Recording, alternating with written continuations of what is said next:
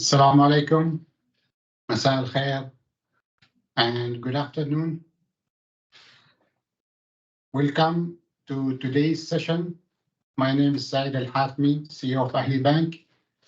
Today I'm joined by Habib Al Hamid, Investor Relation Officer, and Shiram Bala, our Chief Financial Officer, and other members of the management team of Ahli Bank. As usual, we shall divide today's session in two parts. The first part will be a presentation by the bank. Habib and Shiram will present the key highlights of our operating environment, the Ahli Bank performance during the period. And on the second part of this session, it will be an interactive discussion, and we'll be pleased to receive your questions and queries during the Q&A session.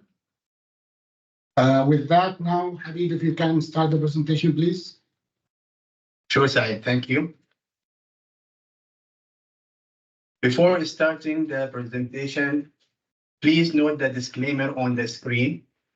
The purpose of this session is to discuss performance of 2023 of Ahli Bank and not to give any indication of future-looking statements. Please also note that financial statements for the year ended 2023 are subject to CBO and shareholders' approval. This slide shows the contents of the presentation and will be covering the following points. Starting with the Ahli Bank overview, Board of Directors and Management Team. The Board of Directors consists of 9 members, and the Chairman is Hamdan Ali Nasr Al-Hanai. The bank is headed by Saeed Abdullah Al-Hatmi and well-experienced and professional bankers.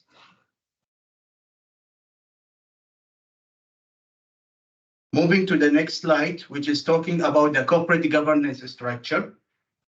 The board consists of 5 subcommittees, which are Audit and Compliance Committee, Executive and Credit Committee, Executive Risk Committee, Nomination and Remuneration Committee, and Digital Transformation Committee. The bank also has 9 management committees, which are shown on the screen.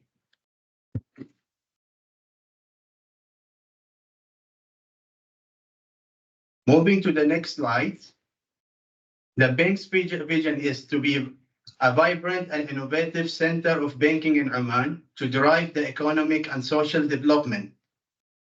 And the bank's mission to be a trusted and preferred banking partner dedicated to creating unique value for our employees, customers, shareholders, and society.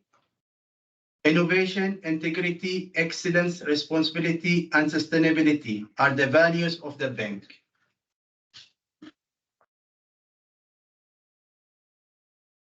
Ahli Bank has 46 branches, including 22 Islamic branches as of 31st December 2023. The bank has 5 main business segments: retail banking, commercial banking, investment banking, treasury and financial institutions, and Islamic banking. Retail segment includes premium banking, private banking, and wealth management. The wholesale banking includes corporate banking, SME, government banking, treasury, financial institutions, and investment banking. The focus areas of the bank, which was agreed in the last few years, were the growth in deposit and customer base by expanding and diversification of overall customer base of the bank, enhance retail deposit contribution to the overall funding mix, increase customer touch points through digital channels. The next focus area is enhancing the fee income for the bank by enhance the share of a non-interest income, increase business avenues and opportunity to expand fee-based income, capitalize further on digital channels to increase product per customer ratio. Also, one more focus area is to be prudent, to have a prudent asset growth by prudent loan growth, continue to maintain high-quality credit by adopting robust risk management practices, focus on sunrise industries to achieve economic diversification of assets. Another focus area is to have a continue on digitalization by enhancing overall digital customer experience, increase digital onboarding and digital sales, implement straight-through digital processing, and explore regional and international fintech collaboration. We'll be moving to the next agenda item, where I hand over the floor to the bank CFO, Saram Balakrishnan. Saram, to you. Good afternoon once again, and welcome to the MSX presentation session. We'll quickly look into the macroeconomic overview. Oman had another successful year in 2023, registering a budget surplus of 0.913 billion in 2023. This was followed by another earlier success of 1.15 billion surplus in 2022. 2024 budget shows a deficit of 640 million, assuming an average price of $60. But with the oil price hovering around $80 per barrel, the budget deficit will shrink further. The economy has been performing well with a 2.3% GDP growth in 2023, and the forecasted 2024 GDP growth is expected to be around 2.7%.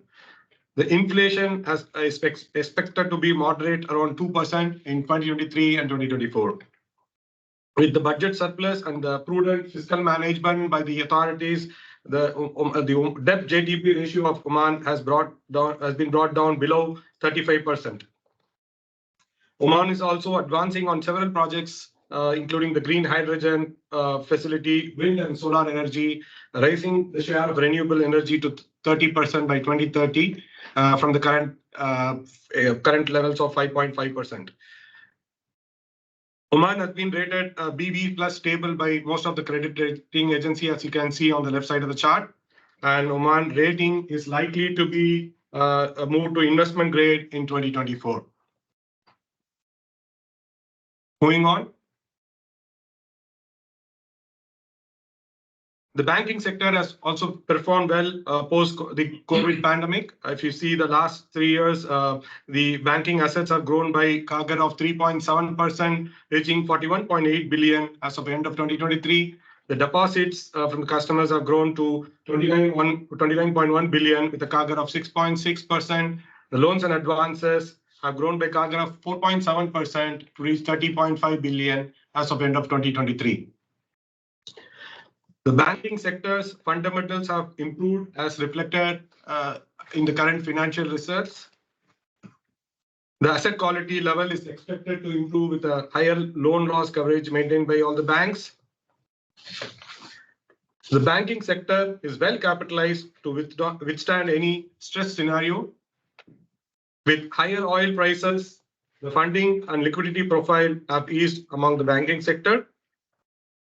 The profitability and efficiency ratios have shown significant improvement in 2022 and further in 2023. The authorities' willingness to support will remain high due to the elevated oil prices and the importance of banking sector to the overall economic growth of the country. Moving on. Ahli Bank started its commercial banking operations in 2007. As of the end of 2023, as Habib mentioned, the bank has 46 branches, including 22 Islamic branches. The bank operates through 5 main business segments, mainly the retail banking, commercial banking, investment banking, treasury and FI, and Islamic banking. The bank has a strong institutional shareholding in its share capital. Fitch Rating has assigned a credit rating of BB with a stable outlook for Ahli Bank. The board had laid a 5-year strategy for the Ahli Bank management, which resulted in the following key performance highlights. As you can see on the right side of the presentation, the assets grew by 7.7% CAGR to end at 3.32 billion in the last 5 years at the end of 2023. Deposits grew by 8.4% in the last 5 years to reach 2.48 billion. Gross loans grew by 8% during this period to reach 2.8 billion. And the branch network more than doubled to reach 46 branches as of end of 2023. In spite of the growth, the bank maintains one of the lowest NPL ratio in the industry. And during those 5 years, the bank's market share was 19% in the loans and 13% in the deposits. In 2023, the bank went the right issue of equity share capital of 50 million, which was oversubscribed by 1.44 times. The bank, as part of a strategic initiative, has a full-fledged investment banking team, which plays an active role amongst the other peers, and introduced lots of exclusive corporate finance advisory to its top-tier clients. And it also launched new funds like emerging market funds.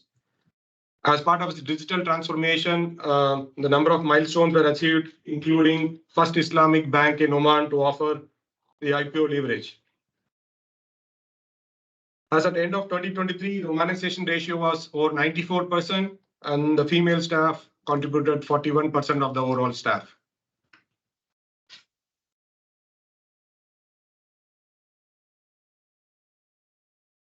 Moving on, bank continues to deliver solid and superior sustainable shareholders' returns. In the last 5 years, the operating income has grown by over 58% since 2018. The other operating income also has grown over 120% due to its diversification effects on the revenue streams, including the wealth management and investment and banking activities, and also the digital initiatives which the bank has launched over the last 3 years. The bank has a robust business model with the cost-to-income ratio at 43%, in spite of all those digital efforts and the movement into the new head office during 2023. Bank continues to have the lowest NPL in spite of the growth in the loan book, and it has delivered consistent return to the equity shareholders at around 11%. On the right side, you'll see the shareholders, major shareholders of the bank, showing a strong institutional shareholdings, and the bank continues to pay consistent cash dividends and has over 50% dividend payout ratio in the last 5 years. Moving on, the assets has grown 7.7% CAGR in the last 5 years to reach 3.3 billion as of 2023 end. Loans and advances have grown by 7.6% CAGR to reach 2.7 billion as of 2023 end. Similarly, deposits have grown by 8.4% to reach around 2.5 billion as of 2023 end. The shareholders' equity during this 5-year period has grown by 8% CAGR to reach 374 million, which included 2 rights issue. One was in 2021 with 30 million, and in 2023 a 50 million right issue. The operating income, in spite of the pandemic period, continued to grow year on year and reached to 98.5 million as of for the year 2023.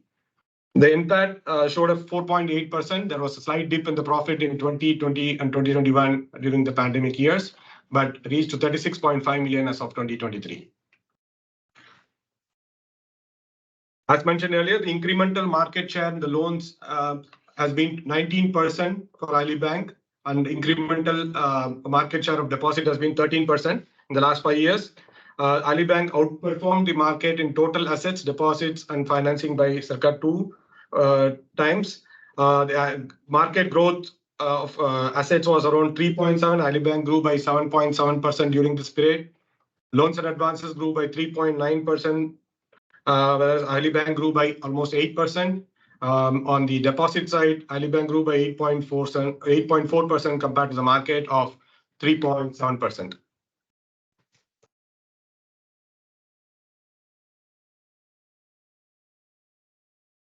Moving on, as Habib mentioned, bank operates through major segments, wholesale banking, 2 major segments, wholesale banking and retail banking. The wholesale banking consists of corporate banking and SME, which offers full array of services through sector-specific teams. and it continues to focus on sectors on the Vision 2040 strategy, and it supports SMEs through the crowdfunding platform Tamkeen. Recently, this has been launched for the Islamic customers too. As part of its long-term strategy, the bank plans to strengthen its procedures to help funding ESG projects. The Treasury and FI team provides a comprehensive package of services to the corporate clients and the government institutions.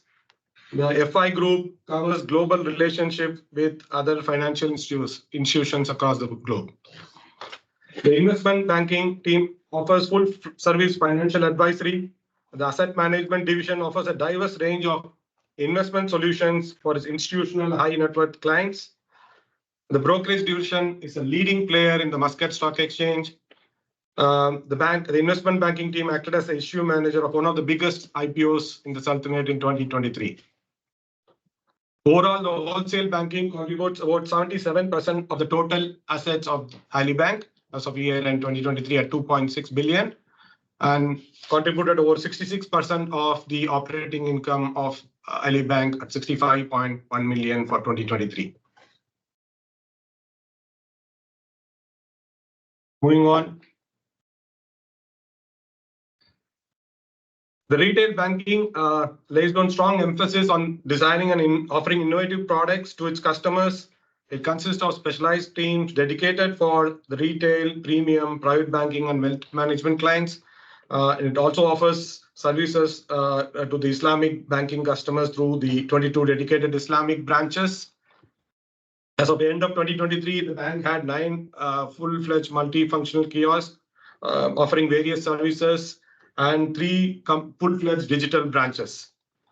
The wealth management service team also offers comprehensive product to its high net worth client and also has a wealth management app. Overall, retail banking contributes about 23% of the total assets of the bank at 759 million as of end of 2023, and contributed about 33% of the total operating income of the bank at 33.5 million for 2023. The Islamic Bank of Ahli Bank was launched in 2013. It offers Sharia-compliant products and services through its 22 dedicated branches. It was the first Islamic bank in Oman to digitally onboard customers through mobile banking platform. It was the first Islamic bank in Oman to offer IPO leverage. Ahli Islamic contributed 18.3% in the overall operating income of the bank in 2023. And the gross financing as of the end of 2023 was 529 million, and the deposits was 602 million as of end of 2023.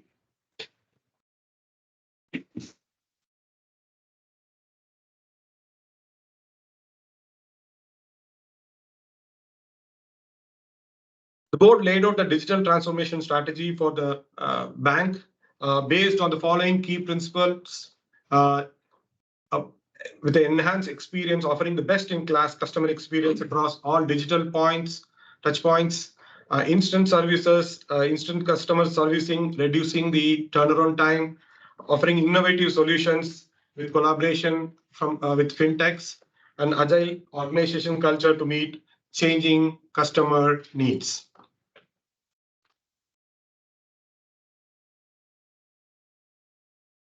The bank has focused on enhancing its overall digital offering, reflecting on its current and desired states across the various business units and its operations and technology. The key digital pillars are the business expansion, efficiency improvement, and enhanced customer experience. Moving on. Some of the innovative customer touch points include the digital wealth on the mobile, the Tamkeen crowdfunding platform for SME, e-IPO leverage, the loyalty point redemption, and the number of services, which is 12 services now being offered through our multifunctional kiosk.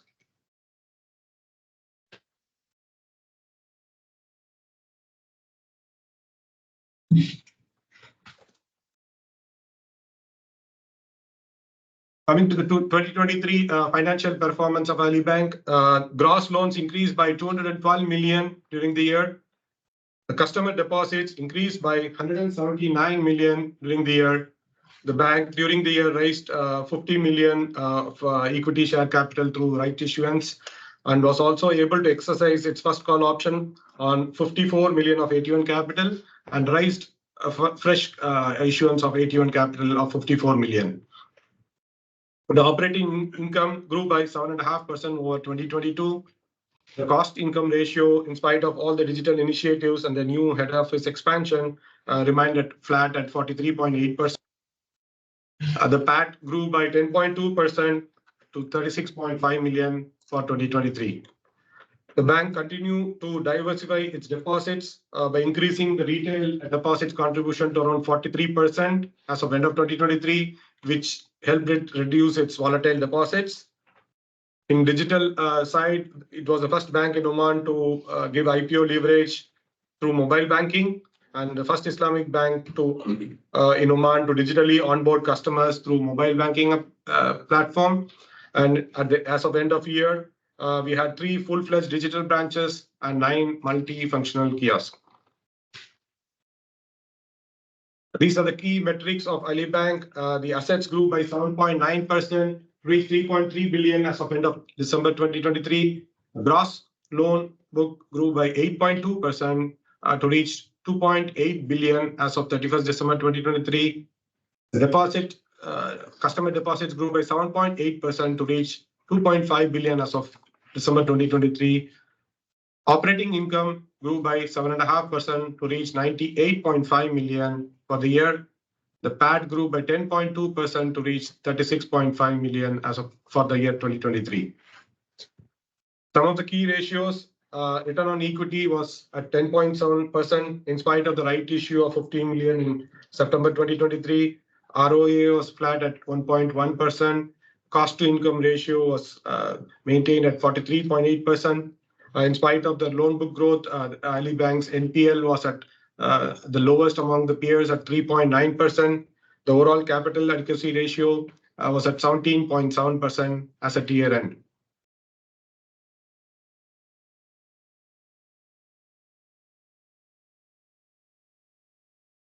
The operating income grew, as we mentioned earlier, to 98.5 million.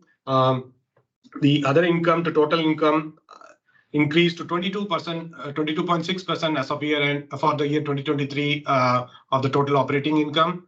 During the year, there was a slight decline in the NIM by 0.1% due to high cost of funds, in spite of repricing of majority of the corporate book.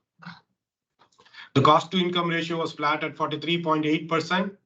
ROE was maintained at 10.7%. In spite of the right issuance of 50 million during the year, ROA was flat at 1.1% as of end of 2023.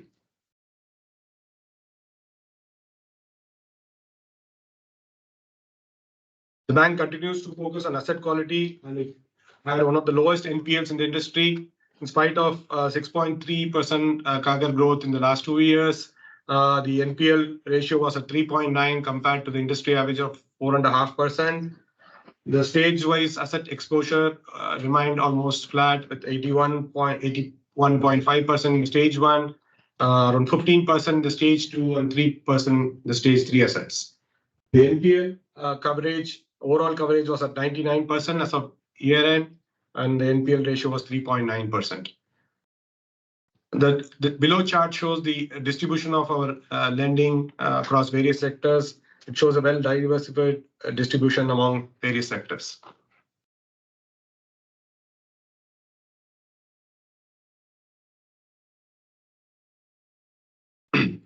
On the funding side, there was a significant increase in the retail contribution, which helped us reduce our dependency on the volatile deposits.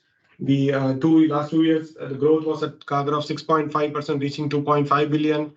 On the deposit, retail contributed almost 43% of our total deposits, over 1 billion deposits. Corporate contributed 909 million, and institutional funding was around 494 million. The capital adequacy post the right issuance of 17.7% and CET1 is 12.2% before the proposed dividend. Overall, the loan to deposit ratio was at 108%, and the regulatory liquidity coverage ratio and stable funding ratio was at 160 and 119% respectively, well above the regulatory requirements.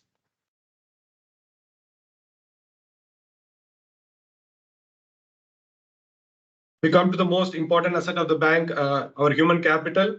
The bank continues to run several programs to develop and nurture local talents, including the Ahli Academy, which has the state-of-art facility, training classrooms, and special functional programs in collaboration with international organizations.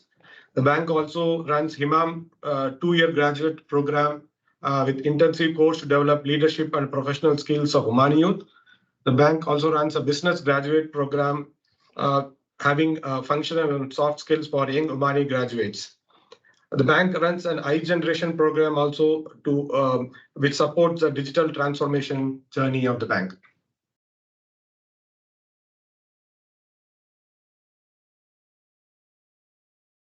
Ahli Bank celebrated multitude of success over the year and has won many key accolades, which includes the Banker of the Year Award, the Best Islamic Bank in Oman, the Excellence in Digital Transformation Award, and CEO of the Year Award.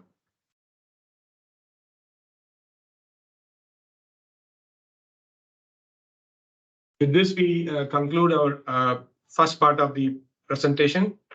We'll move on to the Q&A session.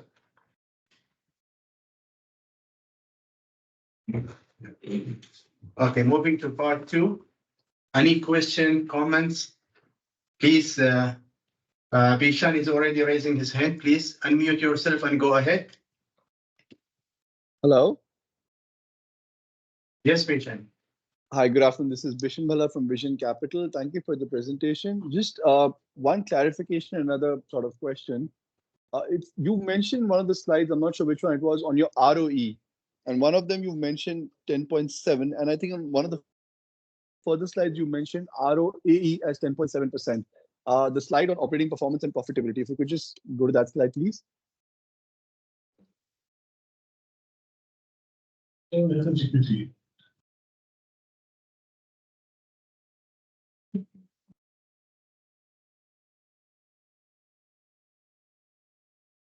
I think it's one of the further slides, probably, probably 1920 or something. Yes, sir.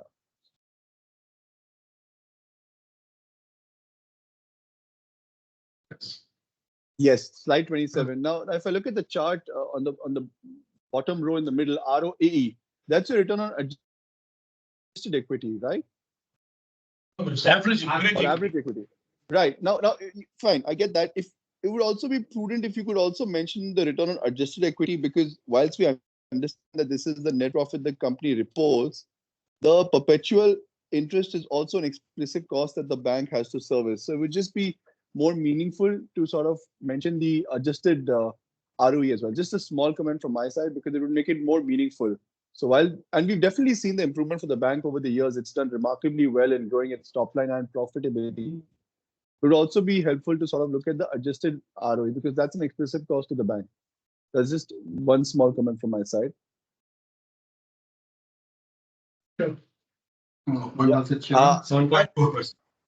It's 7.4 this year compared to 7.7 last year. Sure. I understand. And now, with regards, I'd just like to base the discussion on the ROE. What would be a target ROE for the bank? I mean, one of the comments I have is we've seen the bank, I would say, we look at the bank differently. We think you've maximized your balance sheet, which is a good thing. So when you come back for a further capital, it's because you've been able to maximize the growth, which we see and we appreciate. And currently with the bank stands with the current capital, what sort of loan growth do you see going forward over the next 2 to 3 years, as well as ROE expansion? Where does that come from?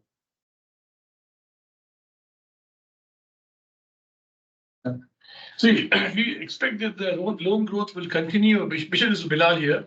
Loan growth will continue in the same what you call fashion, which we have done last 2-3 years. Yes, depending upon year to year, how the economy does, it may moderate few percent here and few percent there over the medium term. Now, as far as funding this growth is concerned, I mean, we recently raised 50 million, as you're aware, in September, which has not been still adequately deployed because September to December is only 3 months. So we believe we have enough what you call capital right now to support our growth for the next 2 to 3 years, and especially with the retention of capital from the profit, will be able to help us support the next 2-3 years growth for sure.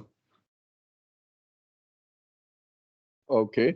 And in terms of sort of a NIM or a ROE outlook?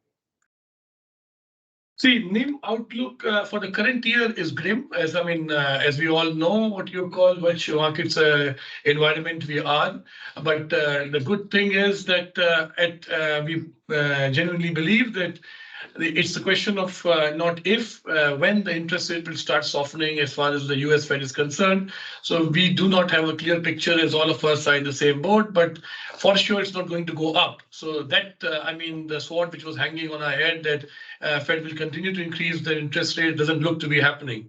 So by the later half of the current year, we would see that the what you call NIM has stabilized, and then going forward it will increase. So we still have a challenging current year, but next year we expect the NIM what you call should start picking up.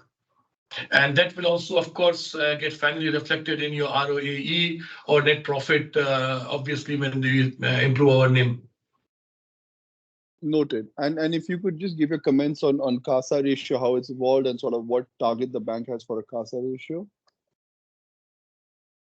See, I mean, we continue to focus. We've not set any specific target, what you call, for ourselves that we need to achieve this, because it all depends upon the market dynamics and the interest rate market movement. And as you see, what we are more concerned about the retail corporate deposit mix.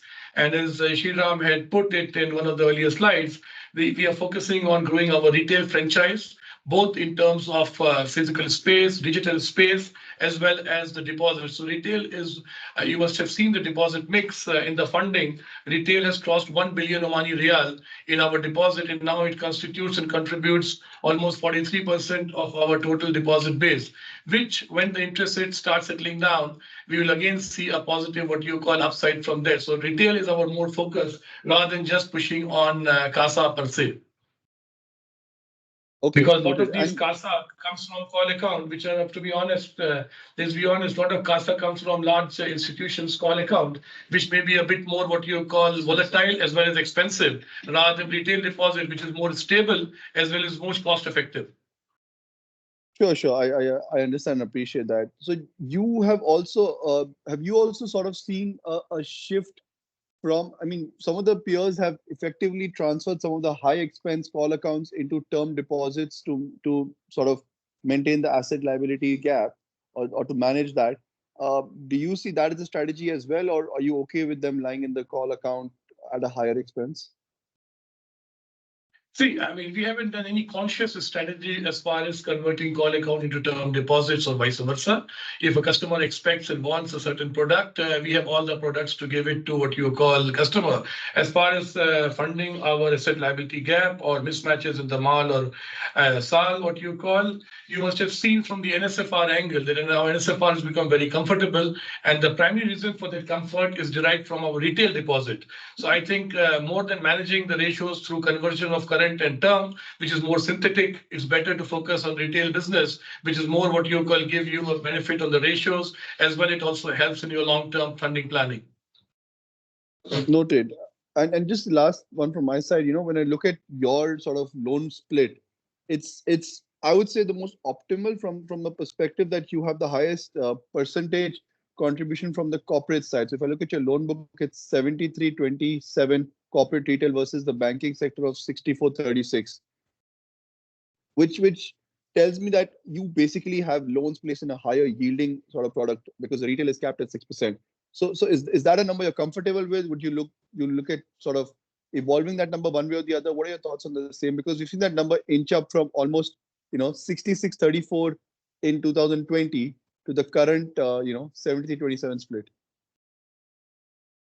See, Vishen, I mean, again, as a policy, we don't target any specific number to achieve. What we target is what is the most opportunistic in terms of profitable business for the bank and for the shareholders at a certain point of time. If retail starts looking to be a profitable business and a more rewarding business, we push retail. If at any point of time other business is more rewarding, we push for that particular business. Now, in the current scheme of things, when we expect interest rates to go for downward decline, it does make sense to put retail assets because it's a longer term, and what you call with the reduced or expected decrease in the interest rate, it makes more sense to book what you call retail assets over a period of time. So you may see a bit more what you call focus on the retail book, but corporate being the core of the bank in terms of the large value transactions will continue to have its own share fair play. Got it. And sorry, just one last point. You mentioned the gross NPL, which is on the lower side compared to the banking sector average. But when I look at your restructured loans as a percentage, that's one of the higher percentages in the sector. It's almost at 15% of your gross loans, the restructured book. If you could just give your comments on the same. Yes, Vishen. Yes, you're right. Absolutely. That I mean, we are probably on the higher side as compared to some of the banks. Maybe some banks are slightly more than us. Some banks are slightly less than us, and one or two banks are probably much more less than us. Now, two statements or 2 points I would like to put it here. One is this restructured loan, if you see a comparison between last year and this year, is coming down. And we expect what you call this trend to continue, and we will continue to see a decreased what you call percentage on this amount, because as more and more customers during COVID who were restructured, they start coming back and performing. Secondly, we were also pretty proactive during the COVID period, and we went a step ahead in trying to see what the cash flows of the company are and adjusting the cash flow. I don't even call it restructuring, to be honest, though technically it's considered restructuring as per the definition of the central bank and as per the definition of IFRS. But if, for example, there's a property which is giving me 100 riyals, what you call rent today, and my installment is 80 riyals, and the property now gets me only 70 riyals rent, so I will put 50 riyals in installment. But the life of the property is not 5-7 years. The property is a 25-year property. So I just changed the what you call repayment term to 5-year to 8-year. So technically that's restructured, but it is what we call it also alignment with the new cash flows. And we see that the customers are performing and the things are moving in the direction. So you will see these numbers coming down over the period of time, and we are positive about it. Thank you so much, gentlemen. Wish you all the best. Thank you, Bishal, for your time. Okay, Nitika, can you unmute yourself and go ahead? Yes, hi.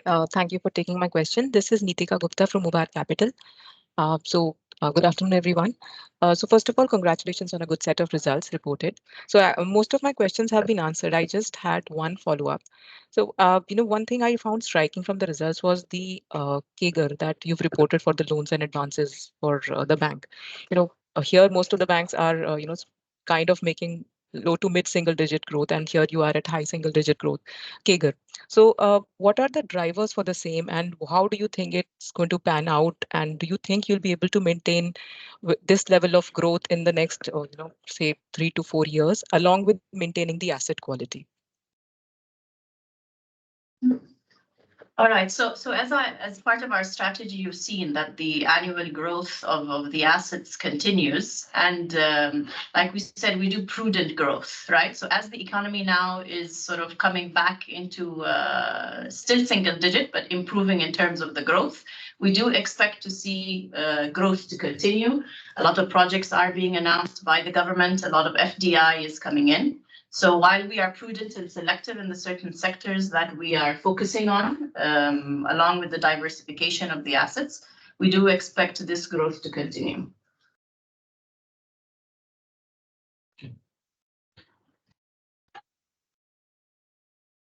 Is that answered your question, Nitika? Yes. So I was, what I was trying to specifically look for is that, some specific areas of growth that you are focusing on.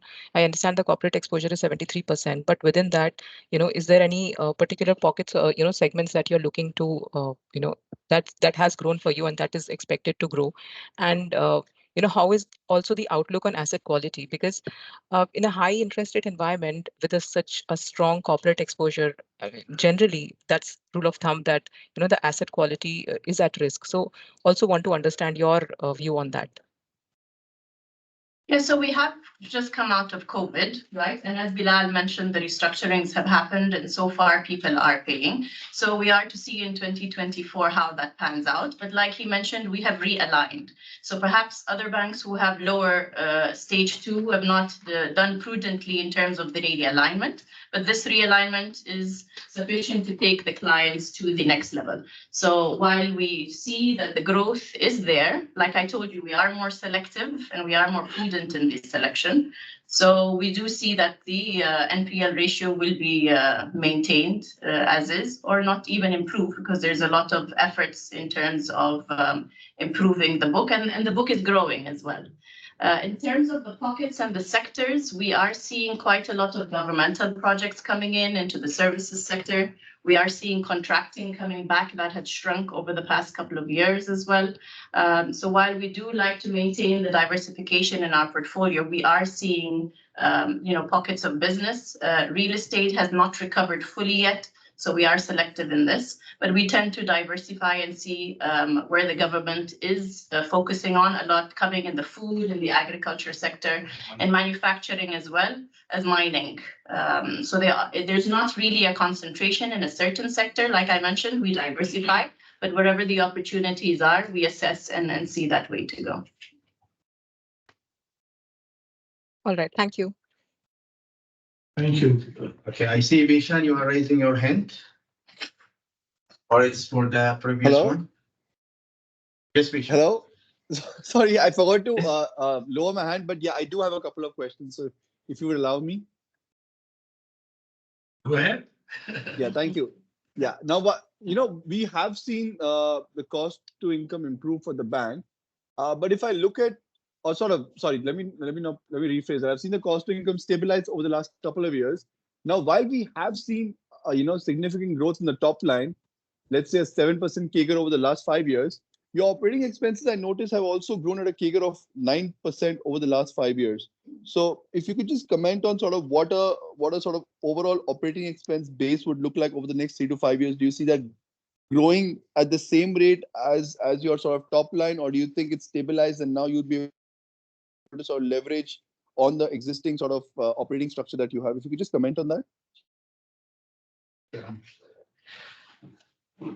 See, some of the initiatives which we have done in the last 2 years as part of the digital transformation and the head office movement to the new head office has resulted in higher operating expenses. But we expect the ratio to stabilize around the 40% in the next 2 to 3 years line. So you will see an increase in operating expenses, but it will be lesser probably than the operating income growth. Okay, noted. Yeah, fine. Just wanted to comment on that. And the next one would be on sort of what a stable cost of risk sort of level would be for the bank. If you have a target in mind, we know that it spiked up during COVID. We know the entire story of how the banking sector sort of, was able to maneuver during that tough and challenging time. But going forward, as things are easing out with the rating upgrades, with a stable sort of oil price, how do you see cost of risk evolving over the next, let's say, 12 to 36 months for the bank? I think, Bishan, cost of risk will go down for surely, coming from what environment we have been in the last 3 to 4 years.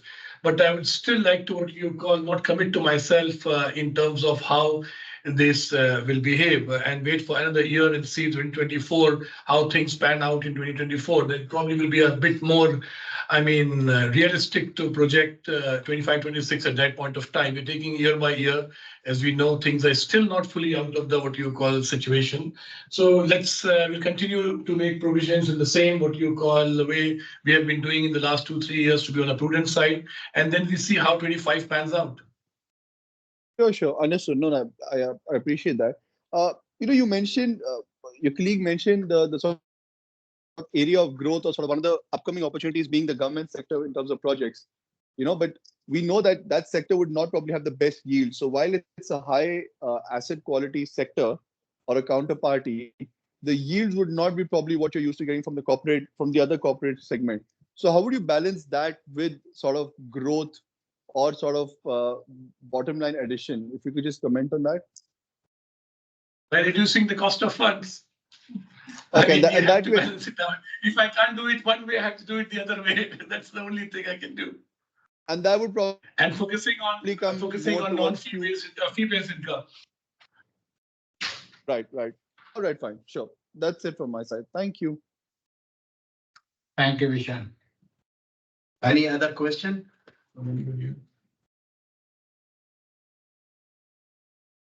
I think there's no any other question. We can end the session, Mr. CEO. To you. Thank you very much.